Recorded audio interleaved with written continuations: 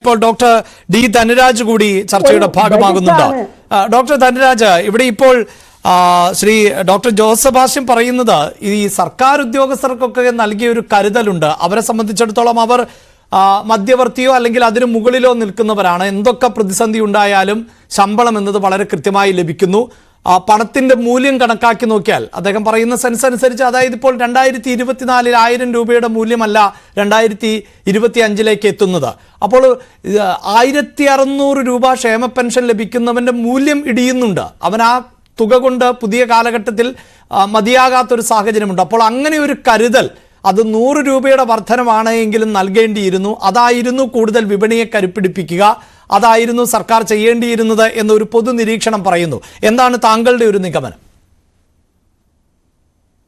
നമ്മൾ ബഡ്ജറ്റ് എല്ലാ വർഷവും അവതരിപ്പിക്കുമ്പോൾ ചർച്ച ചെയ്യപ്പെടുന്ന ഒരു കാര്യം തന്നെയാണ്, ഇത് റിപ്പീറ്റ് ചെയ്യുകയാണ്.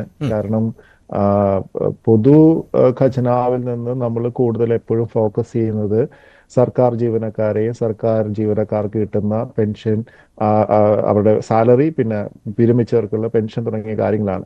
അതിൽ ഒരു വ്യത്യാസവും വരാതെ തന്നെയാണ് ഈ പ്രാവശ്യവും ധനകാര്യമന്ത്രി കാര്യങ്ങൾ അവതരിപ്പിച്ചിരിക്കുന്നത്.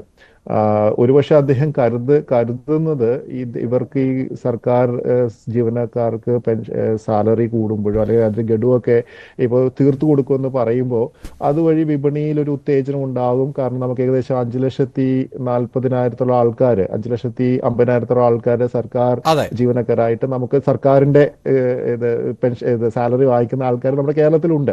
പക്ഷെ ഇവിടെ ഞാൻ കാണുന്ന ഒരു പ്രശ്നം ഇതൊന്നും അല്ല. ഇതിനേക്കാൾ അപ്പുറത്തായിട്ട് നമ്മൾ പുതുതായിട്ടുള്ള വിനിയോഗ മാർഗങ്ങൾ, ധനം എങ്ങനെ വരും, എങ്ങനെ റിസോഴ്സ് മൊബിലൈസ് ചെയ്യാം എന്നുള്ളതിനെ പറ്റി കൃത്യമായൊരു രൂപരേഖ ഇതുവരെ ഞാൻ ഈ ബഡ്ജറ്റ് പ്രസംഗം കേട്ടു, അതിനുശേഷം ബഡ്ജറ്റ് രേഖകൾ ഓടിച്ചൊന്ന് നോക്കുമ്പോൾ അതിൽ വ്യക്തത കിട്ടുന്നില്ല. നമ്മൾ ആസ് യൂഷ്വൽ ആയിട്ട് എല്ലാ വർഷവും നമ്മൾ ചെയ്യുന്ന പോലെ തന്നെ സർക്കാർ ജീവനക്കാർക്ക് പണം കൊടുക്കുന്നു, അല്ലെങ്കിൽ ഒരുപാട് പദ്ധതികൾക്കായിട്ട് പണം നീക്കി വെക്കുന്നു തുടങ്ങിയ കാര്യങ്ങൾ പറയുന്നതിനപ്പുറത്തായിട്ട് ഒരു നയപരമായൊരു മാറ്റം കേരള ഗവൺമെന്റ് ഉണ്ടായിട്ടുണ്ടോ എന്ന കാര്യത്തിൽ ഇപ്രാവശ്യം എനിക്ക് സംശയമുണ്ട്. കാരണം നമ്മൾ ഒരുപാട് കാര്യങ്ങൾക്ക് ഒരുപാട് മേഖലകളെ പറ്റി അദ്ദേഹം സ്പർശിച്ചു പോയി. പക്ഷെ ഇതിൽ നിന്നുള്ളൊരു പ്രൊഡക്ടിവിറ്റി, അതായത് ഇവിടെ ജോലി സാധ്യത കൂടുമോ, അത് നമുക്ക് അറിഞ്ഞുകൂടാ.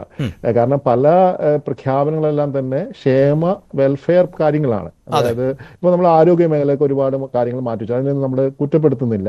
പക്ഷെ ഇതെല്ലാം പ്രൊഡക്റ്റീവായിട്ട് മാറുമോ എന്നുള്ള കാര്യത്തിൽ എനിക്ക് സംശയമുണ്ട്. കാരണം ഇപ്പൊ നമ്മുടെ പ്രധാന പ്രശ്നം കേരളത്തില് തൊഴിലില്ലായ്മ ഉണ്ട്.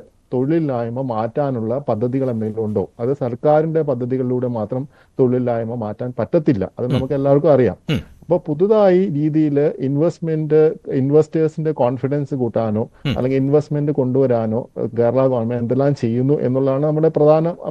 അവിടെ ഡോക്ടർ ധനരാജ്, ഞാനൊന്ന് ഇടപെടുന്നത്, ഇപ്പോൾ ഈ ബജറ്റ് പ്രസംഗം കേട്ടപ്പോൾ അതിന്റെ ഒരു ഘട്ടത്തിൽ 1-2 പോയിന്റുകൾ ഞാൻ ശ്രദ്ധിച്ചത്, വൈജ്ഞാനിക മേഖലയ്ക്ക് പരിഗണന നൽകും എന്ന് അദ്ദേഹം പറയുന്നുണ്ട്. അപ്പോൾ കേരളത്തെ പോലെ ഒരു സംസ്ഥാനത്ത് നമുക്കറിയാം വിദ്യാസമ്പന്നരെ ഏറ്റവും അധികം കയറ്റുമതി ചെയ്യുന്നൊരു പ്രദേശമാണല്ലോ കേരളം. അതിൽ തന്നെ ഇപ്പോൾ നമ്മുടെ വിദേശ തൊഴിൽ അന്വേഷണത്തിന്റെ രീതി മാറി. പണ്ടൊക്കെ ഗൾഫ് രാജ്യങ്ങളിൽ പോയി അവിടെ നിന്ന് വലിയ തുക ഇങ്ങോട്ടേക്ക് ലഭിക്കുന്നുവെങ്കിൽ ഇപ്പോൾ ഇവിടെ നിന്ന് ലോൺ എടുത്ത ആളുകൾ അമേരിക്കയിലോ ഓസ്ട്രേലിയയിലോ കാനഡയിലോ ഒക്കെ പോയി അവിടെ പണം ചെലവാക്കുന്ന ഒരു സാഹചര്യം ആണ് ഉണ്ടാകുന്നത്. ഇവിടേക്ക് ഒന്നും വരുന്നില്ല.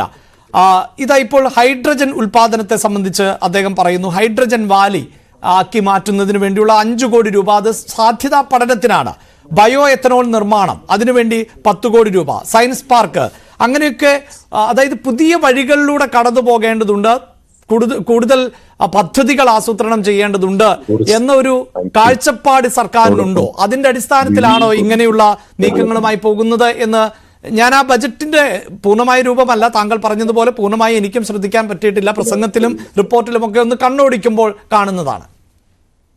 അല്ല, നമ്മൾ ഇങ്ങനെയുള്ള പ്രഖ്യാപനങ്ങൾ കഴിഞ്ഞ കുറെ വർഷങ്ങളായിട്ടുണ്ട്. എനിക്ക് തോന്നുന്നത് നമ്മളെ കഴിഞ്ഞ പിണറായി സർക്കാരിൽ ധനകാര്യ വകുപ്പ് മന്ത്രിയായിരുന്ന ശ്രീ തോമസ് ഐസക് പല പ്രഖ്യാപനങ്ങൾ നടത്തിയിട്ടുണ്ട്. ഒരു നോളജ് ഇക്കണോമി, അദ്ദേഹമാണ് ആദ്യമായിട്ട് നോളജ് ഇക്കണോമി എന്നൊരു ആശയം കേരളത്തിൽ കൊണ്ടുവന്നത്. പക്ഷെ എനിക്ക് തോന്നുന്നു നമുക്കൊരു ഔട്ട്കം ബഡ്ജറ്റിന്റെ സമയമായി. അതായത് നമ്മൾ കഴിഞ്ഞ 10 വർഷത്തിനിടയിൽ അല്ലെങ്കിൽ കഴിഞ്ഞ 7 വർഷത്തിനിടയിൽ നമ്മൾ ഈ നോളജ് ഇക്കണോമിയായിട്ട് മുന്നോട്ട് പോയപ്പോൾ നമുക്ക് എത്രത്തോളം കൂടുതലായിട്ട് നമ്മുടെ സാമ്പത്തിക നിലവാരവും അതല്ലെങ്കിൽ എംപ്ലോയ്മെന്റ് ജനറേഷൻ നമുക്ക് ഉണ്ടാക്കാൻ പറ്റി എന്നുള്ള ഒരു അസസ്മെന്റ് കൂടി നടത്തേണ്ട ഒരു സമയമാണ്. നമ്മുടെ ചുറ്റും നമ്മുടെ അദ്ദേഹം കഴിഞ്ഞ കാലഘട്ടത്തിൽ പറഞ്ഞിട്ടുള്ള ഒരു കാര്യമാണ് നമ്മുടെ ചുറ്റുപാട് വീടിനുള്ളിൽ നിന്ന് തന്നെ വീട്ടിലിരുന്ന് തന്നെ വർക്ക് ഫ്രം ഹോം എന്ന ആശയത്തെ വിപുലപ്പെടുത്തിക്കൊണ്ട് വർക്ക് ഫ്രം ഹോമിന് വീട്ടിൽ മാത്രമല്ല നമ്മുടെ ചുറ്റുപാടുമുള്ള കെട്ടിടങ്ങളൊക്കെ ഉപയോഗിച്ചുകൊണ്ട് കൂടുതൽ എംപ്ലോയ്മെന്റ് ജനറേറ്റ് ചെയ്യാനുള്ള സാഹചര്യം നമ്മൾ ഉണ്ടാക്കുമെന്ന് പറഞ്ഞിട്ടുണ്ടായിരുന്നു. അത് പക്ഷെ നമുക്ക് ഉണ്ടായിട്ടുണ്ടോ, അല്ലെങ്കിൽ എത്ര പേർക്ക് കൂടുതലായിട്ട് അങ്ങനെയുള്ള ജോലി സാധ്യതകളിലേക്ക് എത്താൻ പറ്റിയിട്ടുണ്ട് എന്നുള്ള കാര്യത്തിൽ നമുക്ക് എന്റെ അസസ്മെന്റിൽ നമുക്ക് അത്രയും ഗണ്യമായ രീതിയിലുള്ള മാറ്റമൊന്നും കേരളത്തിൽ ഉണ്ടായിട്ടില്ല. വർക്ക് ഫ്രം ഹോം ഉണ്ടായിട്ടുണ്ടാവാം, അത് പക്ഷേ ആഗോളതലത്തിൽ ഉണ്ടായ മാറ്റങ്ങളുടെ ഭാഗമായിട്ടുണ്ടായിട്ടുള്ളതായി കേരള ഗവൺമെന്റിന്റെ ഇനിഷ്യേറ്റീവിന്റെ ഭാഗമായി എത്രത്തോളം പുതിയ കമ്പനികൾ വന്ന് ഇൻവെസ്റ്റ് ചെയ്തു. ഇപ്പൊ ഒരു സോഹോ വന്ന് ഒരു കമ്പനി പാർക്ക് തുടങ്ങുന്നു എന്നുള്ളത് വളരെ ശുഭ സൂചനയാണ്. അത് കൊട്ടാരക്കരയിൽ വരുന്നു എന്നുള്ള കാര്യം. ഈ ബഡ്ജറ്റ് പ്രസംഗത്തിൽ ഞാൻ കേട്ടത് അതേപോലുള്ള പല ഇൻഫോ പാർക്കുകളും പല ചെറിയ പാർക്കുകളൊക്കെ IT പാർക്കുകളൊക്കെ വികസിപ്പിക്കുന്നു. കൊല്ലവും ചുറ്റുപാടുകളൊക്കെ ഒരുപാട് കൊട്ടാരക്കരയും എല്ലാം വികസനത്തിന്റെ പാതയിലാണ് എന്ന് പറയുന്നതെല്ലാം നല്ല കാര്യമാണ്. പക്ഷേ ഇവിടുത്തെ പ്രശ്നം ഇൻവെസ്റ്റേഴ്സ് കോൺഫിഡൻസ് നമുക്ക് കിട്ടുന്നുണ്ടോ എന്നുള്ളതാണ്. ബഡ്ജറ്റ് നമ്മൾ പലപ്പോഴും ഇൻവെസ്റ്റേഴ്സുമായിട്ട് നമ്മൾ ഈ മേഖലയിൽ സംസാരിക്കുമ്പോൾ അവർ പറയുന്നത് നമ്മൾ പ്രഖ്യാപനമൊക്കെ ഉണ്ടോ, പക്ഷെ താഴെത്തട്ടില് ആ മാറ്റം ഉണ്ടാവുന്നില്ല എന്നുള്ള ഒരു പരാതി. എന്തായാലും താങ്കൾ പറഞ്ഞ ഒരു പോയിന്റ് ഈ IT മേഖലയുമായി ബന്ധപ്പെട്ട് എൽദോ ചിറക്കച്ചാലിൽ കൂടി നമ്മുടെ ചർച്ചയുടെ ഭാഗമാകുന്നുണ്ട്.